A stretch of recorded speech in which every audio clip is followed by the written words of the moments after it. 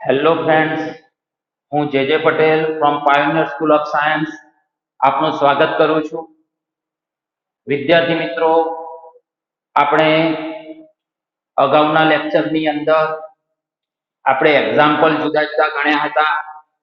તમે એની પ્રેક્ટિસ કરી દીધી હશે અને તમે એવા ટાઈપના હવે એક્ઝામ્પલ તમે ગણી શકતા હશો. તમે તમારી પાસે રેફરન્સ બુક હશે તો એની અંદરથી પણ તમે એ પ્રકારે એવા ટાઈપના એક્ઝામ્પલ એમસીક્યુ બરાબર તો એ તમે ગણી અને એની પ્રેક્ટિસ કરજો. હવે વિદ્યાર્થી મિત્રો, આપણે આગળ વધીએ છીએ. આજે આપણે એક મહત્વનો ટોપિક બરાબર આપણે જાણવા જઈ રહ્યા છીએ. તો અહીં વાત કરું છું વિદ્યુત કોષ. વિદ્યુત કોષ આપણે એને બેટરી પણ બોલીએ છીએ. ઇંગ્લિશમાં આપણે એને સેલ પણ કહીએ છીએ. ઇંગ્લિશમાં એને આપણે સેલ પણ કહીએ છીએ. પછી વિદ્યુત ચાલક બળ આપણે એને ઇંગ્લિશમાં ઇલેક્ટ્રોમોટિવ ફોર્સ કહીએ છીએ. એને આપણે ઇંગ્લિશમાં ઇલેક્ટ્રોમોટિવ ફોર્સ અને એને શોર્ટમાં આપણે ઈએમએફ કહીએ છીએ. ઈએમએફ ઇલેક્ટ્રોમોટિવ ફોર્સ બરાબર. એ પ્રકારે કહીએ તો આપણે અહીં આ જે બાબત છે એ અહીંયા વિચારી રહ્યા છીએ. ચલો પછી કોષનો એટલે કે જે વિદ્યુત કોષ છે એ વિદ્યુત કોષનો આંતરિક અવરોધ. વિદ્યુત કોષનો આંતરિક અવરોધ.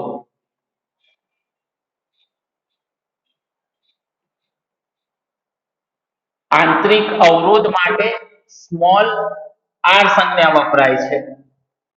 ઈએમએફ માટે એપ્સિલોન સંકેત વાપરવામાં આવે છે અને આપણે એપ્સિલોન સંકેત કહીશું.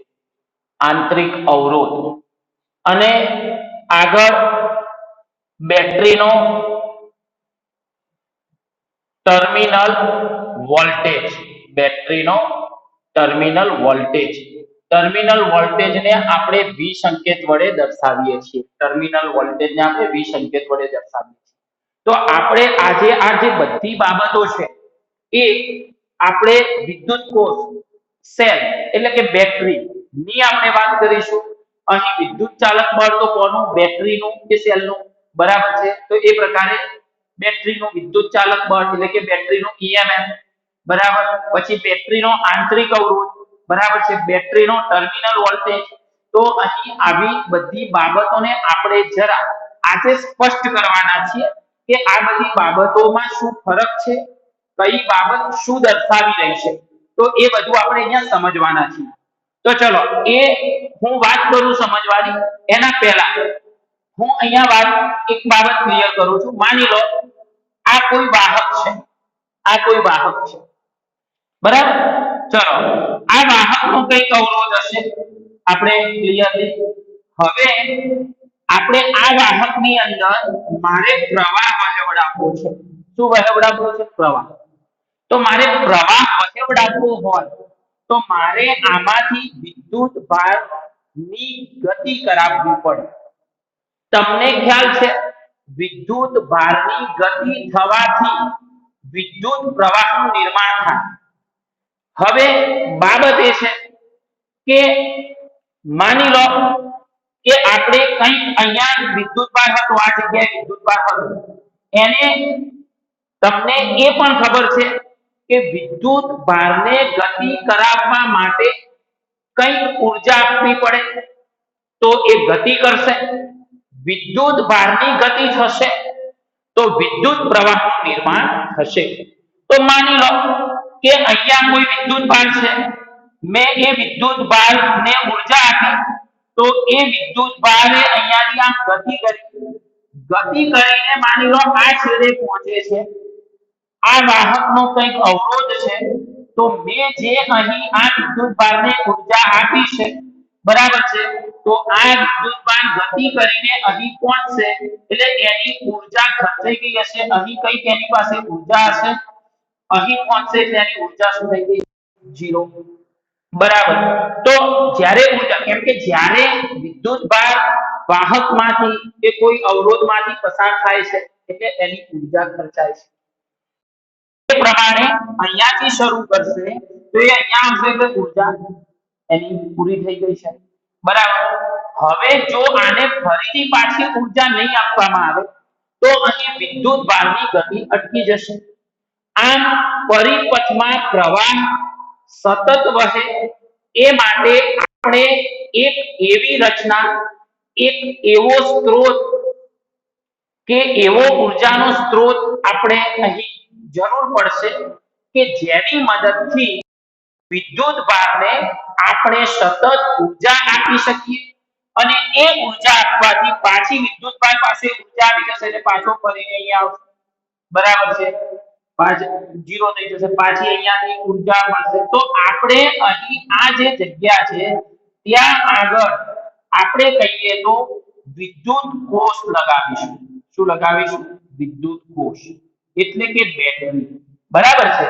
તો આ બેટરીની મદદથી અહીં વિદ્યુતભાર એટલે ટૂંકમાં આપણે બેટરી જોડી દઈએ એટલે અહીંયા બેટરી માની લો, બેટરી જે છે તો એ પ્રકારે એની રચના ધનમાં ઋણ હશે. બરાબર. ધન ધ્રુવ અને ઋણ ધ્રુવ એ પ્રકારે હશે.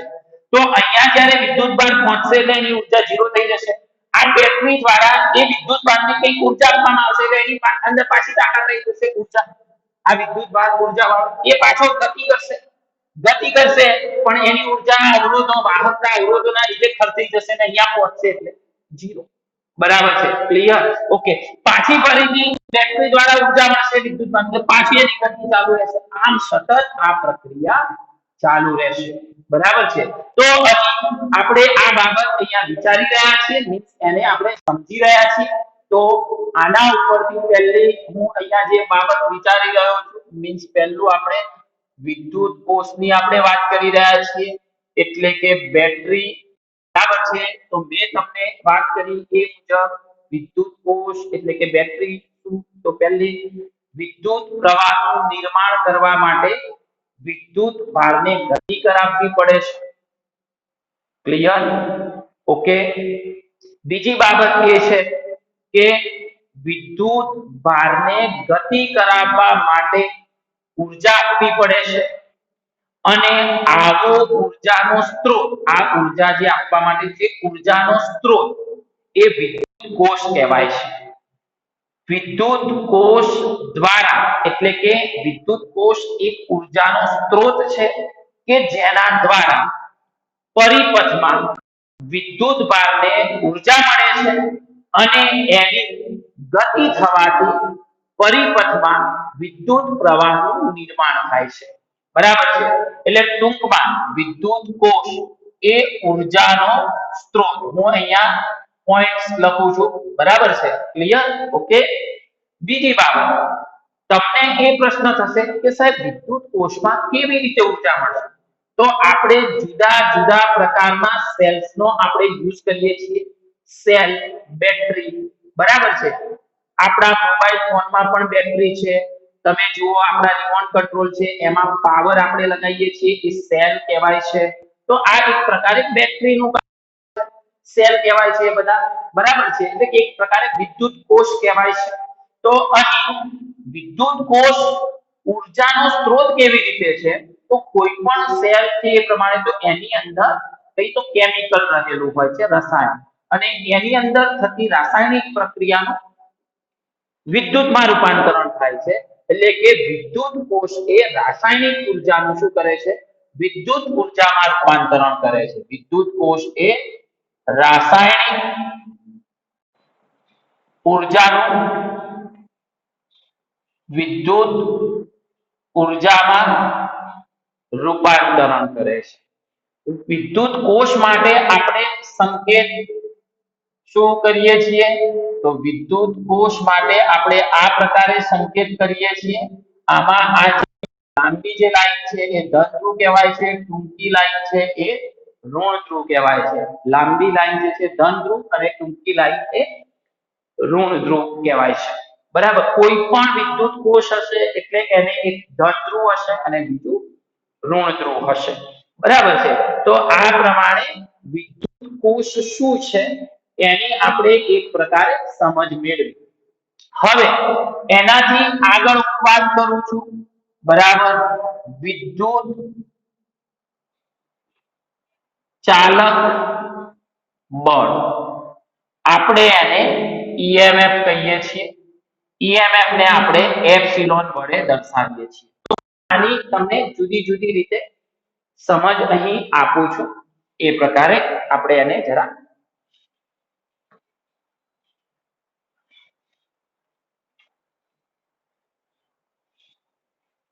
તો આપણે અહીં બાબત વિચારીએ વિદ્યુત ચાલક બળ માટે તો એના માટે સહજ કે ભાઈ પરિપથમાં વિદ્યુત પ્રવાહ સતત ચાલુ રહે એટલે કે વિદ્યુત પ્રવાહનું વહન થાય એ માટે વિદ્યુત કોષ વડે કંઈક કાર્ય કરવું પડે છે આપણે કોની પર વિદ્યુત ભાર પર ટૂંકમાં પરિપથમાં પ્રવાહ વહે તે માટે કંઈક કાર્ય કરવું પડે છે વિદ્યુત ભાર પર હવે આપણે અહીં એ કાર્ય થવાથી વિદ્યુત ભાર પરિપથમાં ગતિ કરશે હું એ પરિપથમાં ગતિ કરતો વિદ્યુત ભાર બરાબર છે એને હું એકમ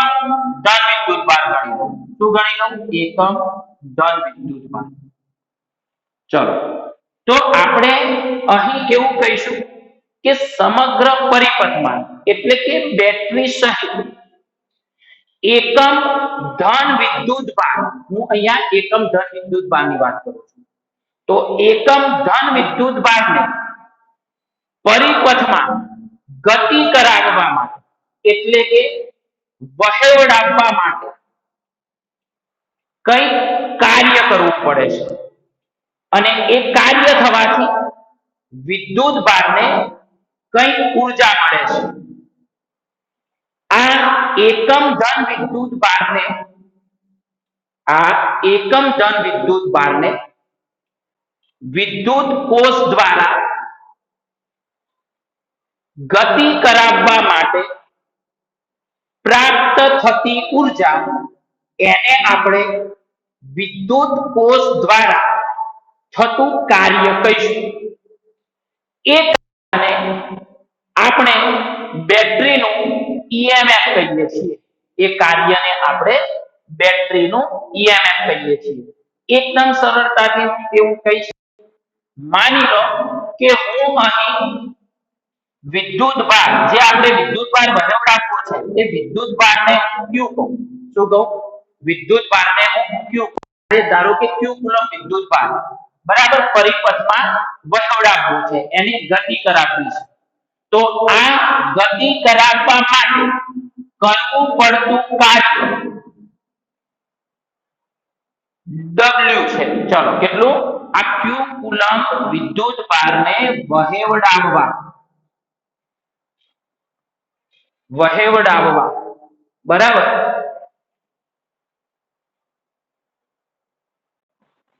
કરવું પડતું કાર્ય W છે બરાબર તો અહીં બેટરીનું ઈએમએફ એને હું એપ્સિલોન કહીશ તો એપ્સિલોન બરાબર શું થશે એપ્સિલોન બરાબર શું થશે W એક પ્રકારે આ જે કાર્ય થતું હોય એ વિદ્યુત ભારને ઉર્જા રૂપે મળતું હોય આની બહુ ડિટેલમાં બહુ એની સમજૂતી છે પણ એ આપણા સિલેબસમાં એવી સમજૂતી ઇન્ક્લુડ કરેલી નથી એટલે આપણે અહીં થોડી લિમિટમાં અહીં વાત કરીશું તો એપ્સિલોન બરાબર W/Q ચલો આના ઉપરથી તમારે બેટરીના ઈએમએફ નો એકમ લખવું હોય બેટરીના ઈએમએફ નો એકમ લખવું હોય તો આપણે એકમ તો અહીં જૂલ પર કુલમ બરાબર છે એના ઉપરથી એક પ્રકારે જૂલ પર કુલમ આપણે આ રીતે લખીએ તો આને વોલ્ટેજ પણ કહેવામાં આવે છે, બરાબર. તમારે પારિમાણિક સૂત્ર જાતે મેળવી દેવું, બરાબર. એ પ્રકારે આના ઉપરથી આપણે ક્લિયર કરીશું કે ભાઈ ઈએમએફ એટલે કે વિદ્યુત ચાલક બળ શું છે. તો પહેલા આપણે એનો શબ્દ જોઈએ, બરાબર છે.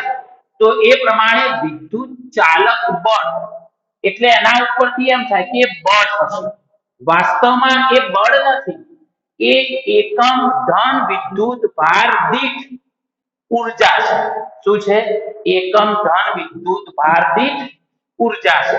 તો આપણે અહીં ક્લિયર કરીશું, આના ઉપરથી આપણે બાબત અહીં ક્લિયર કરીએ કે વિદ્યુત ચાલક બળ એટલે કે ઈએમએફ એ બળ નથી, પણ એકમ વિદ્યુત ભાર દીઠ ઊર્જા છે. એટલે કે વિદ્યુત કોષમાંથી એકમ વિદ્યુત ભારને મળતી ઊર્જા છે, અથવા તો એકમ વિદ્યુત ભાર દીઠ ઊર્જા છે. બોલો, સમજ પડે? તમારે ધ્યાન રાખવાનું છે આ બાબતનું. તો એ પ્રમાણે એ આપણે ક્લિયર કરીશું. ચલો, આ તો મેં એકદમ સહજતાથી તમને સમજાવવાનો પ્રયત્ન કર્યો, પણ આપણે વિદ્યુત કોષ દ્વારા સમજીએ એપ્સિલોન ને.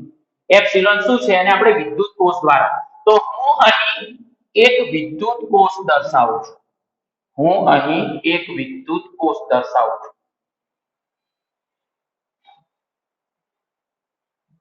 ચલો, આ વિદ્યુત કોષ જે છે એમાં પ્લેટ રાખેલી છે. પ્લેટ ધ્રુવ કહીએ છીએ એને. પ્લેટ એટલે આપણે એને શું કહીએ છીએ?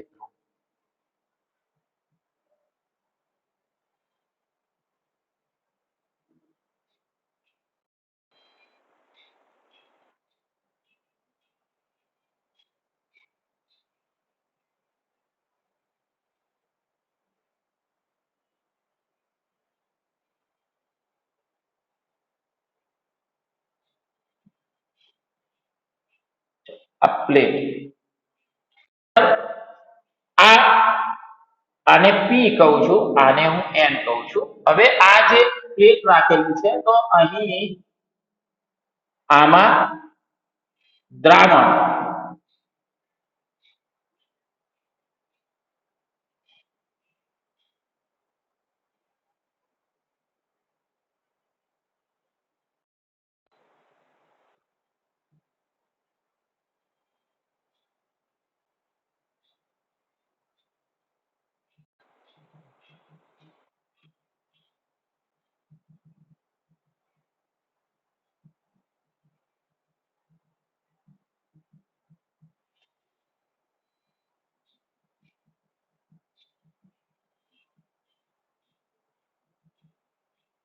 ચલો, આ વિદ્યુત દ્રાવણ છે. આપણે એને ઇલેક્ટ્રોલાઇટ બોલીએ છીએ. એને આપણે શું બોલીએ છીએ? ઇલેક્ટ્રોલાઇટ.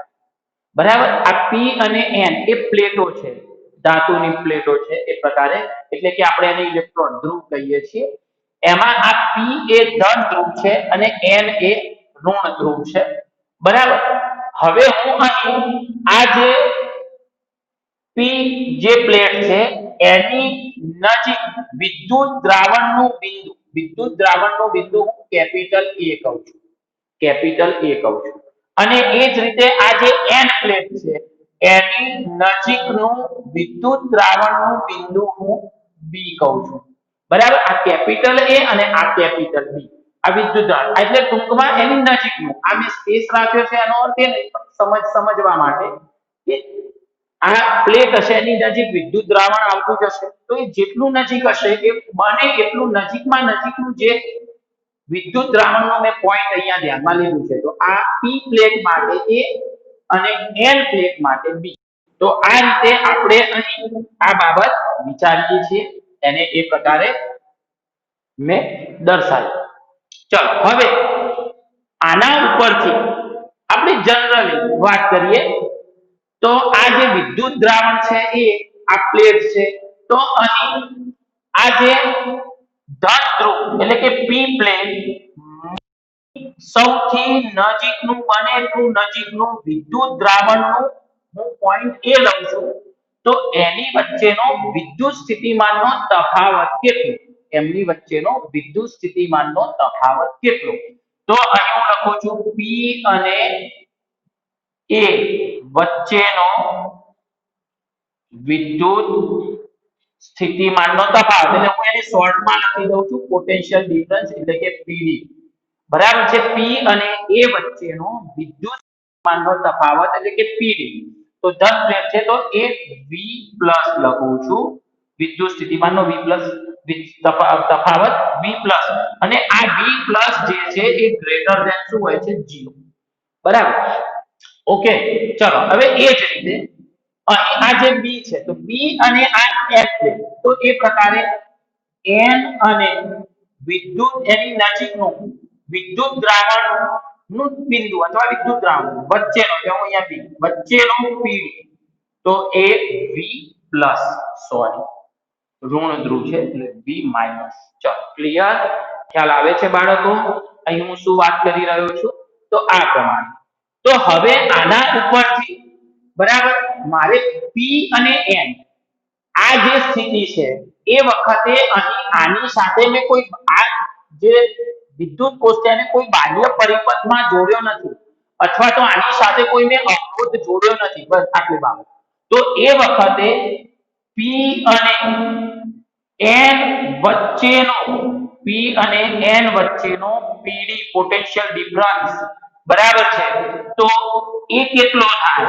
તો એ P અને A વચ્ચેનો અને એ પ્રકારે N અને B વચ્ચેનો. તો P અને N વચ્ચેનો પોટેન્શિયલ ડિફરન્સ જ્યારે આપણે કોઈ એને બાહ્ય પરિપથમાં જોડ્યું નથી તો એ વખતે V+- V, અહીં V- છે પણ આગળ માઈનસ ચિહ્ન એટલે એ પ્રકારે અહીં ઋણ ચિહ્ન મૂકવું પડશે કેમ કે ઋણ પ્લેટ છે એટલે V- એક પ્રકારે મૂલ્ય કહેવાશે પણ આગળ એનું ચિહ્ન આપણે મૂક્યું છે તો V+- V-. તો આના પરથી V++ V- તો આને P અને N વચ્ચેનો PD એટલે કે એપ્સિલોન એટલે કે એકમ વિદ્યુત ભાર દીઠ ઊર્જા બરાબર છે એક પ્રકારે અહીં કહેવાય છે. બરાબર, આ ગ્રેટર ધેન શું હોય છે 0. તો અહીં આપણે આને બેટરીનો EMF કહીએ છીએ,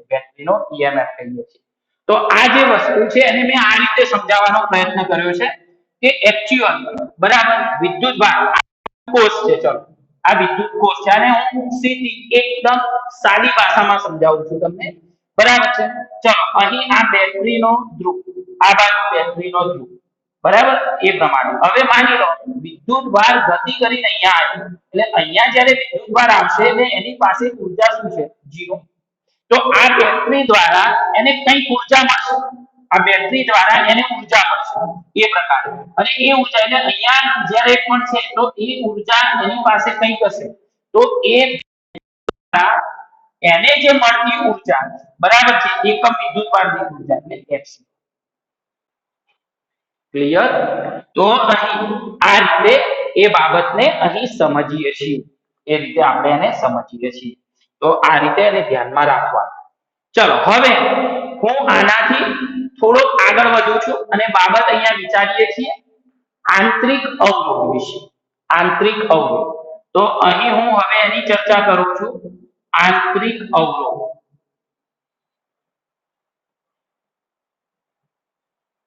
ચલો આંતરિક અવરોધને આપણે સ્મોલ r સંકેત વડે દર્શાવીશું. આંતરિક અવરોધને આપણે સ્મોલ r સંકેત વડે દર્શાવીશું. ચલો હવે બાબત એ છે કે હું આ જે વિદ્યુત કોષ છે એને બાહ્ય પરિપથમાં અથવા તો કોઈ બાહ્ય અવરોધ સાથે જોડી દઉં છું. આ બાહ્ય અવરોધ.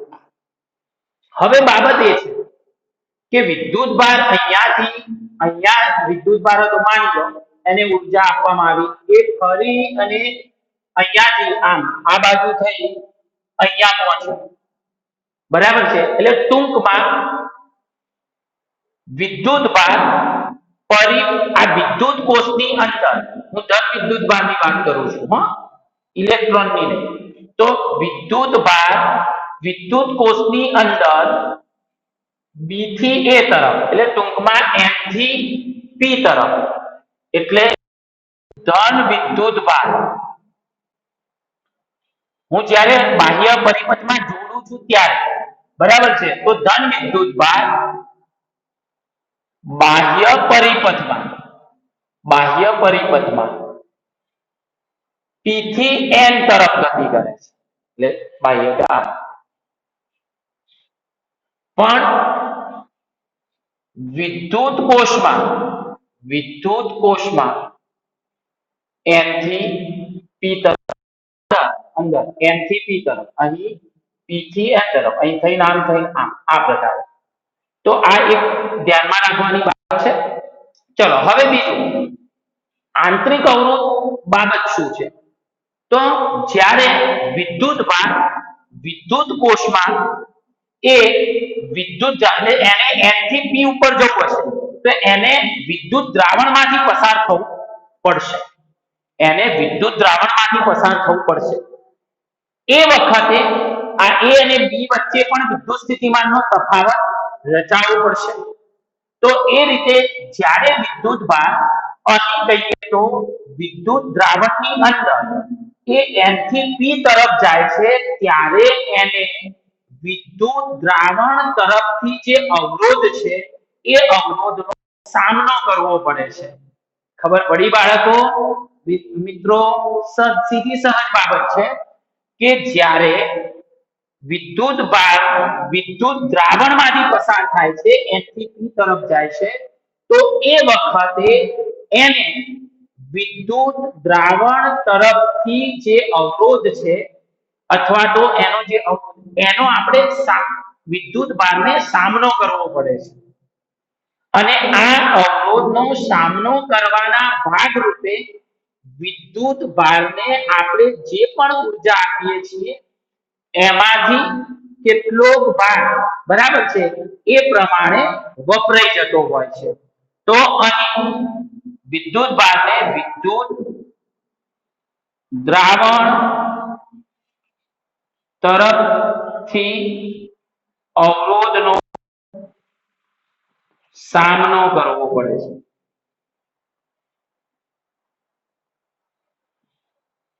વિદ્યુત દ્રાવણના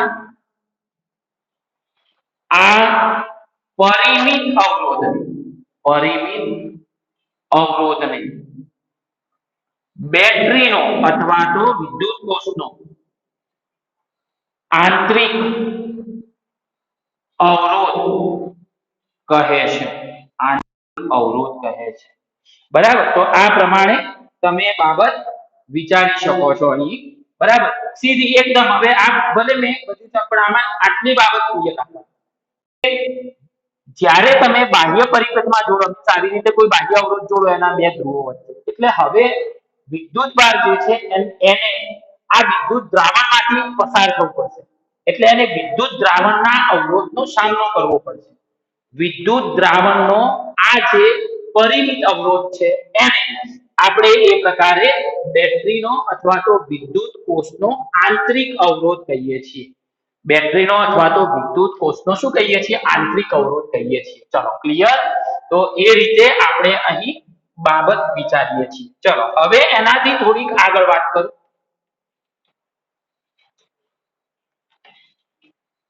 આંતરિક અવરોધના બેટરીનો જે આંતરિક અવરોધ છે, આંતરિક અવરોધના મૂલ્યનો આધાર શાની ઉપર છે? એટલે આનો જ પોઈન્ટ, બરાબર છે.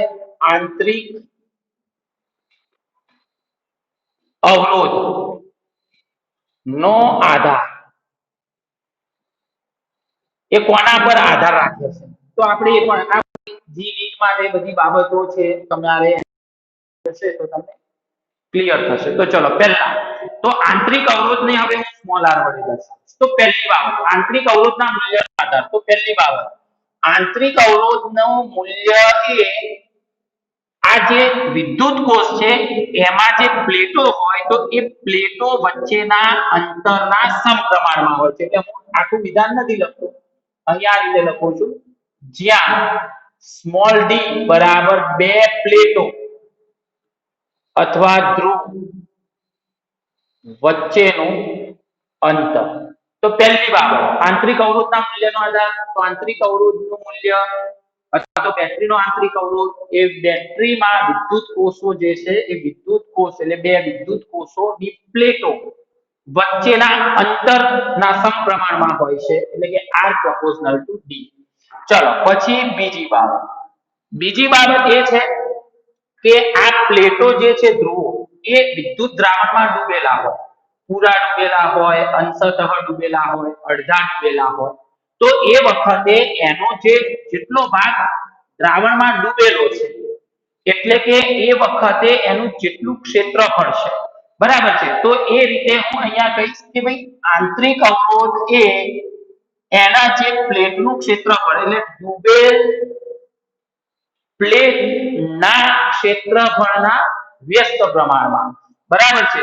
એટલે એ પ્રમાણે R proportional to 1/a અહીંયા લખીશું, જ્યાં કેપિટલ A બરાબર પ્લેટ નું ક્ષેત્રફળ, પણ પ્લેટ નું ક્ષેત્રફળ એટલે દ્રાવણ માં જેટલો ભાગ હોય, દ્રાવણમાં ડૂબેલ જેટલો ભાગ, ધારો કે આટલો ભાગ ડૂબ્યો છે તો આટલા ભાગનું જે પણ ક્ષેત્રફળ હોય, પછી બહારનો ભાગ હોય તો એ. Okay, clear. તો બીજી બાબત છે કે આંતરિક અવરોધના મૂલ્યનું મૂલ્ય એ દ્રાવણમાં ડૂબેલ પ્લેટના ક્ષેત્રફળના વ્યસ્ત પ્રમાણમાં હોય છે. જેટલું વધારે ક્ષેત્રફળ ડૂબેલું હોય એટલો આંતરિક અવરોધ ઓછો હોય, એટલો આંતરિક અવરોધ શું હોય? ઓછો હોય, બરાબર. ચલો પછી ત્રીજી બાબત છે વિદ્યુત દ્રાવણ ની જાત પર, બરાબર છે, એના ઉપર પણ એ આધાર રાખે છે, બરાબર. બીજું એ ઉપરાંત વિદ્યુત દ્રાવણની સાંદ્રતા પર, બરાબર. જેમ સાંદ્રતા વધુ તેમ R વધુ, જેમ સાંદ્રતા વધુ એમ R વધુ. એ ઉપરાંત ત્રીજી બાબત તાપમાન ઉપર પણ આધાર રાખે છે, એ ઉપરાંત તાપમાન ઉપર પણ એ આધાર રાખે છે. બોલો, સમજ પડે છે? તો આ રીતે અહીં એને બાબતને સમજાવી શકીએ છીએ આપણે, બરાબર છે. તો આ રીતે આને ખાસ તમારે એ પ્રકારે યાદ રાખવું. હવે આપણે એનાથી આગળ વાત કરું. તમારા મનમાં પ્રશ્ન થાય કે સાહેબ બેટરીનો આંતરિક અવરોધ 0 હોય ખરો? તો વ્યવહારમાં જે પણ બેટરીઓ છે એનો કંઈક ના કંઈક તો આંતરિક અવરોધ હોય, બરાબર છે. હા, કોઈનો આંતરિક અવરોધ ઓછો હોય તો અવગણી શકાય તેવો, તો અવગણી શકાય તેવા કિસ્સામાં આપણે એને આંતરિક અવરોધ 0 લઈ શકીએ છીએ, બરાબર છે. એ મેં એક્ઝામ્પલ ની વાત કરી, પણ આપણે અહીં એવું કહીશું કે જો બેટરીનો આંતરિક અવરોધ 0 હોય તો તેવી બેટરી મીન્સ વિદ્યુત કોષ અથવા તો તેવો સેલ, બરાબર છે, તેવી બેટરી આદર્શ બેટરી કહેવાય, આદર્શ બેટરી અથવા આદર્શ વિદ્યુત કોષ કહેવાય, બરાબર. વાસ્તવમાં આદર્શ બેટરી શક્ય નથી. આપણે આપણી જરૂરિયાત પૂરતો આંતરિક અવરોધ 0 લઈ શકીએ છીએ, બરાબર છે. વ્યવહારમાં વપરાતી જે બેટરીઓ છે એનો કંઈક ના કંઈક આંતરિક અવરોધ તો હશે. તો એ રીતે તમે આ પણ બાબત તમે સમજો છો, એને ક્લિયર કરો છો, તો આ બાબત પણ તમારે એને ધ્યાનમાં રાખવી, બરાબર. ચલો હવે એ ઉપરાંત મેં આ તમને ટોટલી બાબત આંતરિક અવરોધ વિશેની મેં વાત કરી. હવે આપણે એનાથી થોડાક આગળ વાત કરું છું અને એને એ પ્રકારે આપણે સમજીએ. હવે વાત છે ટર્મિનલ વોલ્ટેજ. હવે આપણે સમજવાનો પ્રયત્ન કરીએ છીએ ટર્મિનલ વોલ્ટેજ.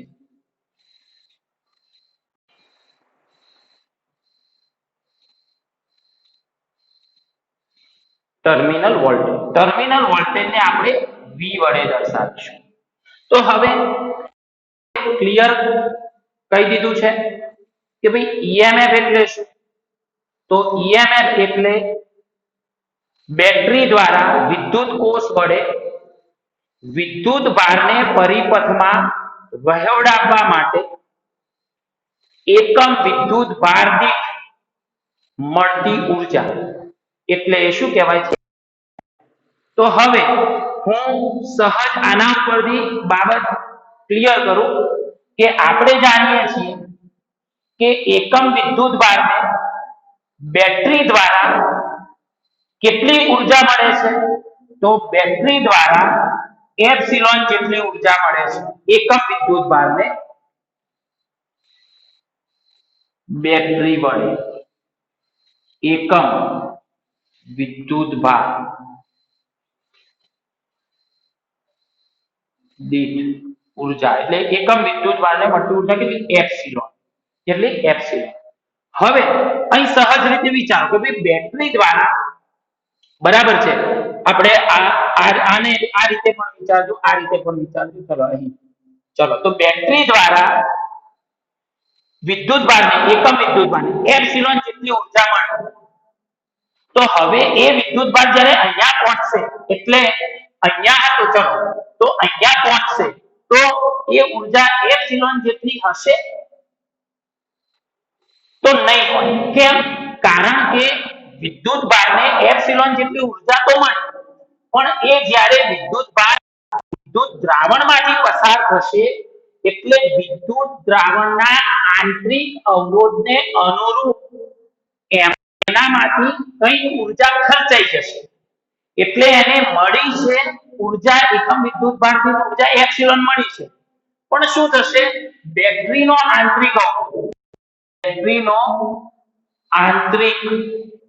અવરોધ જો R સ્મોલ r, જો બેટરીનો આંતરિક અવરોધ સ્મોલ r તો એ જ્યારે આ ધ્રુવ ઋણ ધ્રુવથી ધન વિદ્યુત ભાર જ્યારે ધન ધ્રુવ પર પહોંચશે એટલે એને વિદ્યુત દ્રાવણમાંથી પસાર થવું પડશે અને વિદ્યુત દ્રાવણમાંથી પસાર થશે એ દરમિયાન વિદ્યુત કોષનો આંતરિક અવરોધ R હશે તો અહીં એકમ વિદ્યુત ભારથી IR જેટલી ઊર્જા ખર્ચાશે. IR જેટલી ઊર્જા શું થશે? બેટરીનો આંતરિક અવરોધ જો R હોય તો એની IR જેટલી ઊર્જા શું થઈ જશે? ખર્ચાશે. હવે હું આને જરા આકૃતિ રાખું છું, તમે સમજી લેજો. B+ અને આકૃતિ રાખું છું સમજાવવા પૂરતું કામમાં લાગે એ માટે, બરાબર? તો પણ એપ્સિલોન એટલે B+ + B- તો એ રીતે તમે એને ધ્યાનમાં રાખજો.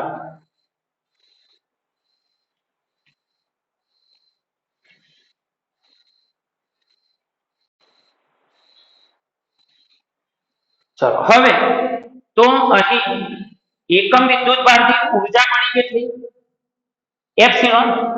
પણ એ જ્યારે n થી વિદ્યુત દ્રાવણમાં n થી p પર ગયો તો IR જેટલી ઊર્જા ખર્ચાઈ ગઈ. તો એ પ્રમાણે અહીં જ્યારે વિદ્યુત ભાર અહીંયા પહોંચશે તો એ વખતે એની પાસે ઊર્જા એપ્સિલોન જેટલી હશે? ના, એની પાસે ઊર્જા એપ્સિલોન માઈનસ IR જેટલી હશે. કેટલી હશે? વિદ્યુત ભારને ચલો અહીં આ સીધી વાત અહીંયા વિદ્યુત એપ્સિલોન ઊર્જા મળી પણ એ જ્યારે વિદ્યુત દ્રાવણમાંથી પસાર થયો એટલે અહીંયા ઊર્જા છેડે જ્યારે પહોંચ્યો તો એ વખતે એની પાસે ઊર્જા એપ્સિલોન નહીં હોય પણ એપ્સિલોન માઈનસ IR જેટલી હશે. કેટલી હશે? એપ્સિલોન માઈનસ IR જેટલી. એટલે કે IR જેટલી ઊર્જા શું થઈ જશે? ખર્ચાઈ જશે. એટલે વિદ્યુત ભાર પાસે એપ્સિલોન માઈનસ IR જેટલી ઊર્જા હશે. આ જે ઊર્જા છે એપ્સિલોન માઈનસ IR ને અહીં P અને N વચ્ચેનો P અને N એટલે કે અહીં બેટરીના બે ધ્રુવો વચ્ચેનો વિદ્યુત સ્થિતિમાનનો તફાવત, બેટરીના બે ધ્રુવો વચ્ચેનો વિદ્યુત સ્થિતિમાનનો તફાવત, વિદ્યુત સ્થિતિમાનનો તફાવત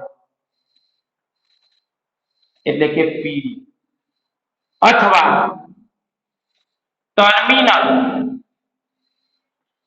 વોલ્ટેજ અથવા ટર્મિનલ વોલ્ટેજ વી કહે છે અથવા ટર્મિનલ વોલ્ટેજ વી કહે છે બરાબર છે તો એ પ્રમાણે તો અહીં ટર્મિનલ વોલ્ટેજ વી બરાબર epsilon minus IR terminal voltage V બરાબર શું એપ્સિલોન માઈનસ આઈઆર બરાબર તો આ પ્રકારે તમે અહીં આ બાબત વિચારો છો તો મેં એકદમ સરળતાથી તમને અહીંયા સમજાવવાનો પ્રયત્ન કર્યો કે ભાઈ વિદ્યુત કોષ દ્વારા એકમ વિદ્યુત ભારને ઊર્જા કેટલી મળે છે એપ્સિલોન પણ એ જ્યારે આ દ્રાવણમાંથી પસાર થાય છે એટલે આઈઆર જેટલી ઊર્જા ખર્ચાઈ જાય છે એટલે હવે એના બે ધ્રુવો વચ્ચેનું પીડી એટલે કે વિદ્યુત સ્થિતિમાનનો તફાવત એ એપ્સિલોન નહીં પણ એપ્સિલોન માઈનસ આઈઆર બરાબર છે એટલે એ પ્રમાણે કહીએ તો એને આપણે શું કહીએ છીએ ટર્મિનલ વોલ્ટેજ કહીએ છીએ હવે આ વસ્તુને આપણે આપણી ટેક્સ્ટબુક મુજબની વાત કરીએ તો એમાં ટર્મિનલ વોલ્ટેજ માટે શું કહેવામાં આવે તો જુઓ આગળ જ્યારે આપણે નતું જોડ્યું ત્યારે P અને N એટલે આપણે એપ્સિલોન બરાબર V પ્લસ V માઈનસ આવું આપણે વાત કરી તો હવે જ્યારે આપણે પરિપથમાં પ્રવાહ વહે છે ત્યારે વાત કરીએ છીએ પરિપથ પ્રવાહ વહેતો હોય ત્યારે મીન્સ આપણે અવરોધ R જોડ્યો છે તો એ વખતે અહીં V બરાબર શું લખાય છે તો આના માટે V બરાબર તો પેલાની જેમ અહીંયા આખું નથી લખતો P અને A વચ્ચે નો PD પ્લસ એ જ રીતે N અને B વચ્ચેનો PD પ્લસ A અને જોજો A અને B બરાબર A અને B વચ્ચેનો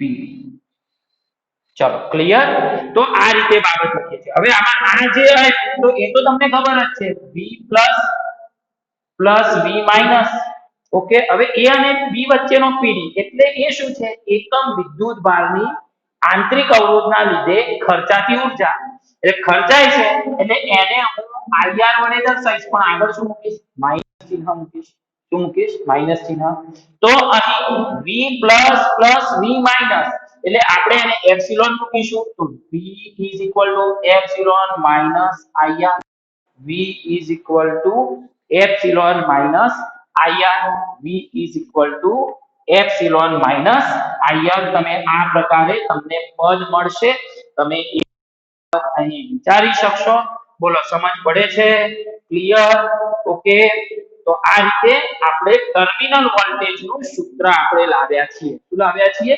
ટર્મિનલ વોલ્ટેજ નું સૂત્ર લાવ્યા છીએ પણ માની લો કે જો R ઇન્ફિનિટી હોય તો અહીં બાહ્ય પરિપથમાં પ્રવાહ શું થઈ જાય 0 તો પરિપથમાં પ્રવાહ 0 થઈ જાય અને પરિપથમાં પ્રવાહ 0 એટલે I બરાબર 0 જો I બરાબર 0 તો આમાં I બરાબર 0 મૂકો તો જ્યારે ખાસ નોંધ જ્યારે R બરાબર ઇન્ફિનિટી અનંત હોય બરાબર છે તો એ વખતે પરિપથમાં પ્રવાહ 0 થઈ જાય અહીંયા બહાર રહે તો પ્રવાહ 0 થઈ જાય તો એ વખતે V બરાબર એપ્સિલોન માઈનસ 0 તો એ વખતે V એટલે કે ટર્મિનલ વોલ્ટેજ એ બેટરીના EMF જેટલો થાય ટર્મિનલ વોલ્ટેજ એ બેટરીના EMF જેટલો થાય બોલો સમજ પડે છે તો આ રીતે આપણે અહીં હજુ હું આનાથી આગળ વધવાનો છું હજુ આનાથી બીજું સૂત્ર વાત કરવાનો છું બરાબર પણ એ આપણે નેક્સ્ટ પીરિયડમાં હું વાત કરીશ અત્યારે ફરી એકવાર થોડી વાત કરી લઉં અહીંયા તો મેં જે તમને ચર્ચા કરાવી અહીંયા તો વિદ્યુત કોષ બરાબર છે તો વિદ્યુત કોષ એ વિદ્યુત ભારને ઊર્જા આપી એને ગતિ કરાવે છે પરિપથમાં જેના લીધે પરિપથમાં પ્રવાહનું નિર્માણ થાય છે બરાબર બીજી બાબત EMF શું છે તો EMF એટલે બેટરી દ્વારા એકમ ધન વિદ્યુત ભારને પ્રાપ્ત થતી ઉર્જા અથવા એકમ વિદ્યુત ભાર દીઠ ઉર્જા. વિદ્યુત ભારને ગતિ હોય તો એને ઉર્જાની જરૂર પડે છે અને આ ઉર્જા ના સ્ત્રોત તરીકેનું કામ વિદ્યુત કોષ કરે છે. બરાબર. બીજી બાબત એ કે એકમ વિદ્યુત ભાર દીઠ ઉર્જા એ એપ્સિલોન, પણ જ્યારે પછી આંતરિક અવરોધની આપણે વાત કરી તો વિદ્યુત ભાર વિદ્યુત દ્રાવણમાંથી પસાર થતો હોય તો વિદ્યુત દ્રાવણનો કંઈક અવરોધ હોય છે.